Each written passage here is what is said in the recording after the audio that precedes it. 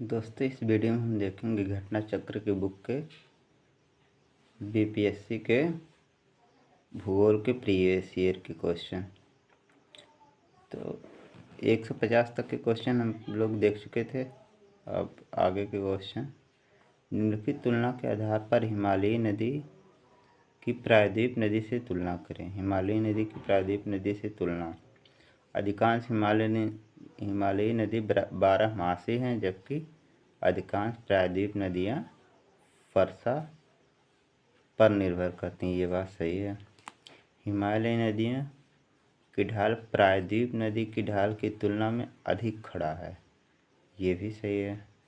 प्रायद्वीप नदी हिमालय नदी की तुलना में अपने रास्ते से अधिक क्षरण का कारण बनती है। ये गलत है। केवल 1 और 2 सही है। अगला क्वेश्चन देखें। Question number 152। कौन सी नदी भ्रंश द्रोणी से होकर बहती है? भ्रंश द्रोणी से नर्मदा नदी। नर्मदा नदी विंध्य एवं सतपुड़ा के मध्य भ्रंश घाटी से होकर बहती है। क्वेश्चन नंबर 153 देखते हैं। पश्चिम की ओर प्रवाहित होने वाली नदियाँ। पश्चिम की ओर प्रवाहित होने वाली नदियाँ कौन कौन सी हैं? नर्मदा और ताप्ती। अगला क्वेश्चन नंबर 154। कावेरी नदी कौन से राज्य से होकर गुजरती है? कावेरी नदी कर्नाटक, केरल और तमिलनाडु से होकर गुजरती है। क्वेश्चन नंबर 155 देखते हैं।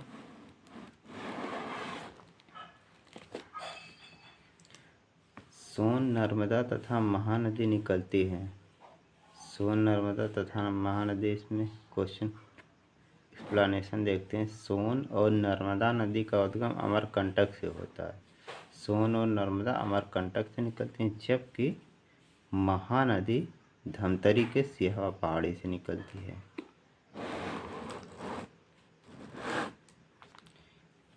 156।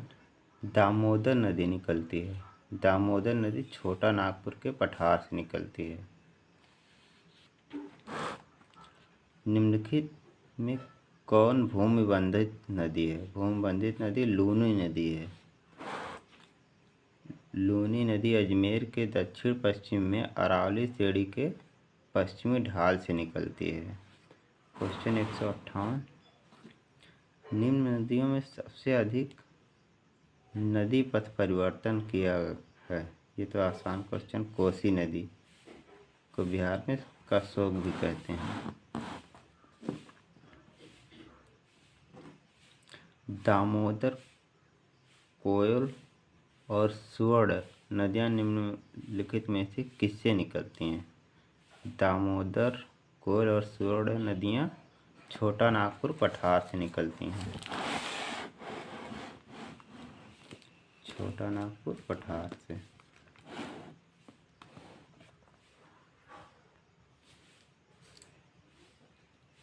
अगला क्वेश्चन नंबर 160।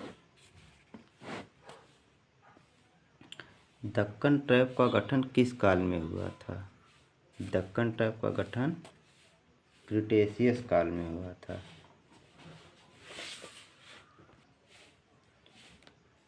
Question number 161।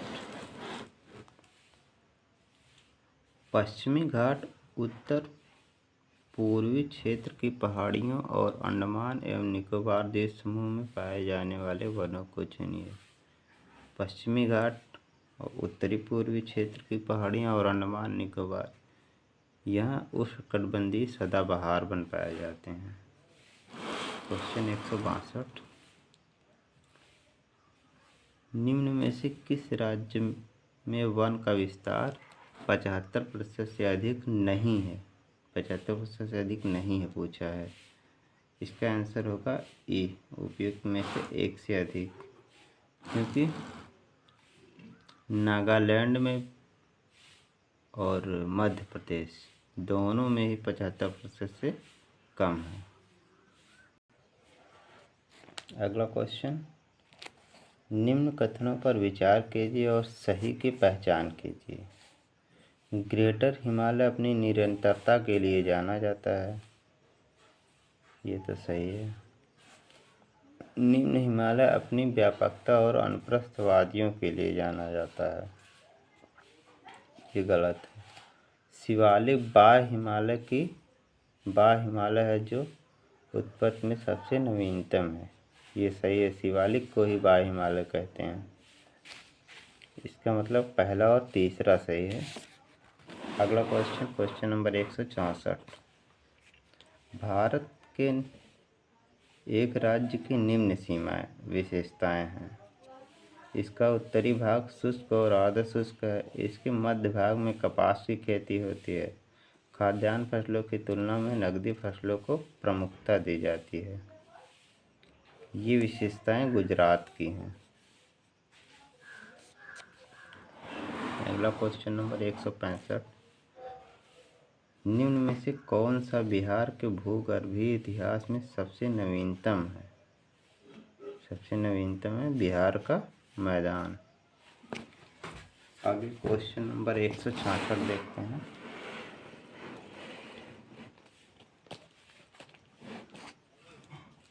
पुरानी जलोढ़ मिट्टी का भंडार बिहार में निम्न में से किस क्षेत्र में पाया जाता है? पुरानी जलोढ़ मिट्टी का भंडार पूर्णिया और पटना में पाया जाता है। क्वेश्चन 167 देखते हैं। भारतीय मानसून मौसमी विस्थापन से इंगित है, जिसका कारण है। भारतीय मानसून मौसमी विस्थापन से इंगित है, जिसका कारण है स्थल तथा समुद्र का विभेदी तापन। आगे क्वेश्चन 168। आम्रवर्षा मैंगो सावर है। मैंगो सावर, इसके बारे में देखते हैं। कर्नाटक एवं केरल, कहाँ कर्नाटक और केरल में अप्रैल के महीने में तड़ी झंझावात के साथ होने वाली वर्षा को चेरी ब्लॉसम कहते हैं, और जबकि मई महीने में होने वाली वर्षा आम्र वर्षा है। कर्नाटक और केरल अप्रैल में जो वर्षा होती है उसे चेरी ब्लॉसम कहते हैं, और मई महीने में जो वर्षा होती है उसे आम्र वर्षा कहते हैं, क्योंकि इस वर्षा से आम के फल उगने लगते हैं। अब आगे देखते हैं। बंगाल एवं असम में अप्रैल मई में होने वाली वर्षा काल वैसाखी कहलाती है।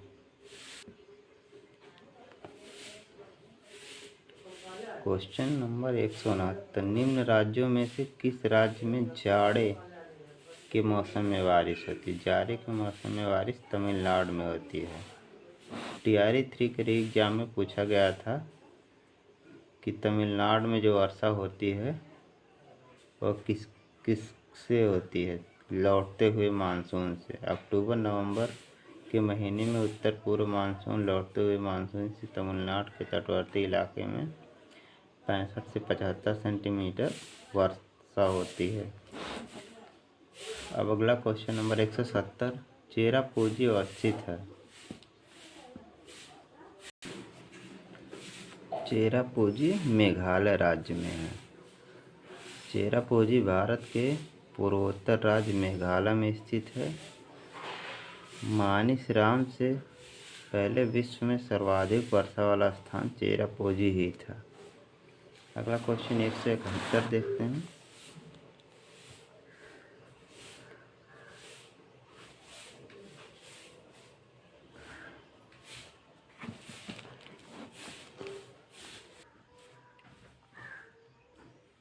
क्वेश्चन 171। सूची 1 प्राकृतिक आपदा दिया है और सूची 2 प्रदेशों से सुमेलित कीजिए। बाढ़ उत्तर प्रदेश तथा बिहार का मैदानी भाग। A का तीसरा। भूकंप हिमालय का गिरिपात क्षेत्र। B का पहला। सूखा मध्य पूर्वी भारत। C का चौथा।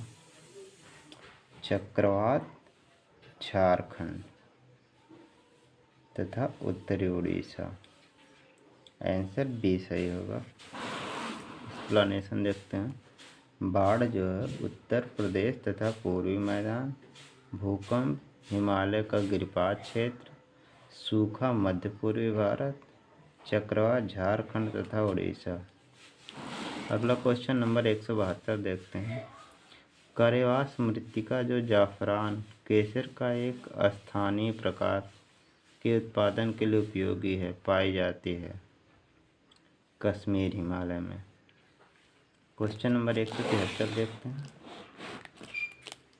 करेवा किस प्रकार की खेती के लिए प्रसिद्ध है? करेवा केसर की खेती के लिए प्रसिद्ध है। Question number 174। रेगड़ या रेगुर किसका नाम है? रेगुड़ काली मिट्टी का नाम है।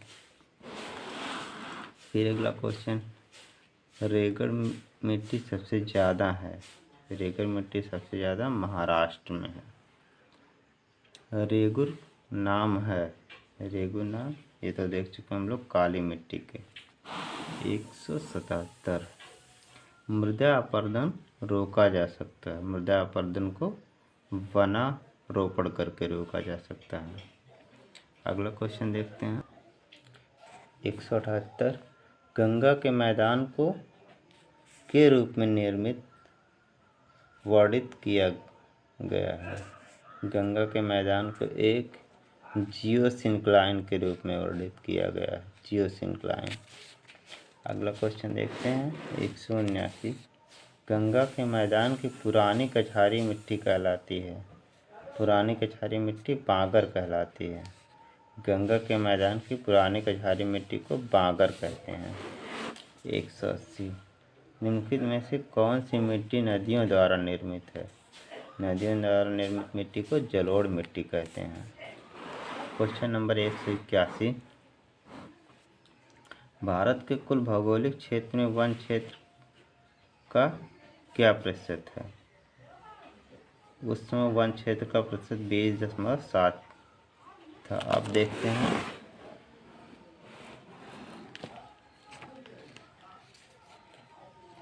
वर्तमान में वनावरण 21.71 है। वनावरण कितना? 21.7 तथा वन एवं वृक्षारोपण 24.62 है। ज्ञातव्य है कि बिहार में वनावरण 7.84% है। Question number 182। भारत में किस राज्य का सर्वाधिक क्षेत्र घने पतझड़ वाले जंगल से घिरा है? घने पतझड़ वाले जंगल से मध्य प्रदेश। अगला क्वेश्चन नंबर 183 देखते हैं। प्रतिशत अधिकतम वन क्षेत्र है, प्रतिशत अधिकतम वन क्षेत्र मिजोरम में। भारत के सर्वाधिक वनाच्छादित क्षेत्र मध्य प्रदेश में, जबकि विकल्प में दिए गए राज्यों में मिजोरम के 84.53 सर्वाधिक प्रतिशत भागों पर वनों का विस्तार। सबसे ज़्यादा वन तो मध्य प्रदेश में, लेकिन प्रतिशत के मामले में मिजोरम में सबसे ज़्यादा है। भारत के किस राज्य में वन्य जीव अभयारण्य सबसे अधिक संख्या में है? वन्य जीव अभयारण्य सबसे अधिक संख्या में महाराष्ट्र में है। महाराष्ट्र में कुल 49 वन्य जीव अभयारण्य है। अगला क्वेश्चन देखते हैं। निम्न कथनों पर विचार कीजिए। भारत में बाघ परियोजना 1973 में लागू की गई थी, ये सही है। वर्ष 2022 में राष्ट्रीय जैव विविधता दिवस मनाया गया, जिसकी विषय वस्तु सभी जीवन के लिए एक साझा भविष्य निर्माण है, ये भी सही है। 2022 में यही थी। बाघ परियोजना बाघों को संरक्षित करने का एक कार्यक्रम है, ये तो सही है। 1, 2, 3 सही है, तीनों ही सही है। उपयुक्त नंबर डी इस हिसाब से होगा। आगे क्वेश्चन नंबर 186 देखते हैं। समस्त विश्व में तेंदुओं की सर्वाधिक आबादी भारत में है, इनकी अनुमानित संख्या। वर्तमान में भारत में लगभग 12,852 तेंदुए होने का अनुमान है। Question number 187। भारत की जनसंख्या विशेषताओं के संबंध में निम्नलिखित कथनों पर मनन कीजिए। वर्ष 1991 से 2001 के दशक में जनसंख्या की वृद्धि लगभग 21% की दर से हुई है। ये सही है, 21% की दर से 1991 से 2001 के बीच हुई। वर्ष 1991 की अपेक्षा 2001 में पुरुषों व महिलाओं की साक्षरता का अंतर बढ़ गया। ये नहीं सही है। वर्ष 2001 की जनगणना के अनुसार देश में 35 ऐसे बड़े नगर हैं जिनमें कुल नगरीय जनसंख्या के लगभग 48% जनसंख्या निवास करती है। ये भी गलत है। वर्ष 1991 की जनगणना ने अनुत्पादक उपभोक्ताओं की संख्या में कमी का संकेत दिया है। ये सही है, पहला और चौथा है, तो ऑप्शन सी सही हो जाएगा। अब आगे देखते हैं क्वेश्चन नंबर 188। 2011 की जनगणना के अनुसार भारत की कुल जनसंख्या में नगरीय जनसंख्या का प्रतिशत था। नगरीय जनसंख्या 31% थी। आगे देखते हैं 189। सारण सिंचाई नहर निकलती है। सारण सिंचाई नहर गंडक नदी से निकलती है। 190। त्रिवेणी नहर किस नदी से पानी आता? त्रिवेणी नहर में गंडक नदी से पानी आता। Question number 191। भाखड़ा नांगल एक संयुक्त परियोजना है। भाखड़ा नांगल एक संयुक्त परियोजना हरियाणा, पंजाब एवं राजस्थान की है। यह सतलज नदी पर बना है। भाखड़ा और नांगल के पास सतलज नदी पर 2 बांधों का निर्माण किया गया है। फिर आगे 152। भाखड़ा नांगल बांध परियोजना किस नदी पर बनाया गया? सतलज नदी पर। 193। किस नदी पर शिव समुद्रम जलप्रपात अवस्थित है? शिव समुद्रम जलप्रपात कावेरी नदी पर है। Question number 194। पट्टी सीमा परियोजना निम्नलिखित में से किन नदियों के एकीकरण से जुड़ी है? पट्टी सीमा परियोजना कृष्णा और गोदावरी नदियों के एकीकरण से जुड़ी है। हीराकुंड बांध तैयार किया गया है। हीराकुंड बांध महानदी पर है। हीराकुंड बांध उड़ीसा राज्य में महानदी पर बनाई गई एक महत्वाकांक्षी परियोजना है। Question number 196। मैथान बेलपहाड़ी एवं तिलैया बांध। मैथान बेलपहाड़ी एवं तिलैया बांध किस नदी पर बनाया है? बराकर नदी पर। मैथान बेलपहाड़ी और तिलैया बांधों का निर्माण दामोदर की सहायक बराकर नदी पर बनाया गया है। Question number 197। निम्नलिखित में से कौन सी एक मीठे पानी की झील है? ऊलर झील। देखते हैं। ऊलर जम्मू कश्मीर में तथा लोकटक मणिपुर में मीठे पानी की झील है, जबकि चिल्का उड़ीसा की और सांभा राजस्थान की खारे पानी की झील है। Question number 198। भारत में कौन सा कृषि वित्त का स्रोत नहीं है? सहकारी समितियां, व्यापारिक बैंक, क्षेत्रीय ग्रामीण बैंक, इनमें से कोई नहीं। सभी व्यापार कृषि वित्त के स्रोत हैं। क्वेश्चन नंबर 199 देखते हैं। कृषि में युग्म पैदावार का आशय को उगाने से। युग्म पैदावार का आशय विभिन्न मौसमों पर 2 फसल। विभिन्न मौसमों पर 2 फसल और एक ही साथ एक ही भूमि पर 2 या अधिक फसल उगाना मिश्रित खेती कहलाता है। Question number 200। भारत में द्वितीय हरित क्रांति के संबंध में क्या सही है? इसका लक्ष्य हरित क्रांति से पूर्व ही लाभान्वित हो चुके क्षेत्रों में गेहूं एवं चावल के उत्पादन में वृद्धि करना गलत। इसका लक्ष्य हरित क्रांति से अब तक लाभान्वित न हो सकने वाले क्षेत्रों में बीज, पानी और उर्वरक तकनीक का विस्तार करना है। ये सही है। इसका लक्ष्य हरित क्रांति के प्रारंभ में प्रयुक्त हो चुकी फसलों को छोड़कर अन्य फसलों के उत्पादन में वृद्धि करना। ये भी गलत है।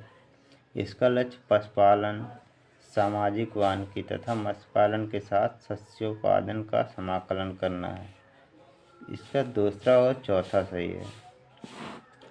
तो हम लोग 200 तक क्वेश्चन ही देखते हैं, आगे को क्वेश्चन अगली वीडियो में